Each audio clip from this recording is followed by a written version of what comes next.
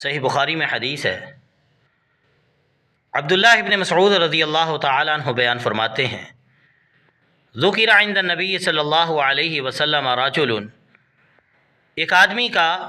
نبی کریم صلی اللہ علیہ وسلم کے پاس تذکرہ کیا گیا، فقیلا، اس کے متعلق یہ بات بیان کی گئی، ما زال نائما حتی اصبح ما قام الى الصلاة، کہ یہ شخص صبح دیر تک سویا رہتا ہے، حتیٰ کہ نماز فجر بھی ادا نہیں کرتا، نماز فجر کے لیے بھی نہیں اٹھتا۔ فقالا، تو نبی صلی اللہ علیہ وسلم نے فرمایا، بال الشیطان فی اذنہ،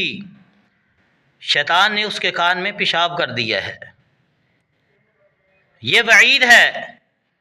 نبی کریم صلی اللہ علیہ وسلم کی کہ جو شخص نماز فجر کے لیے نہیں اٹھتا، اس کے کان میں شیطان پیشاب کر دیتا ہے۔ تو ہمیں چاہیے کہ ہم اپنے آپ کو ہر قسم کی گندگی سے محفوظ رکھیں۔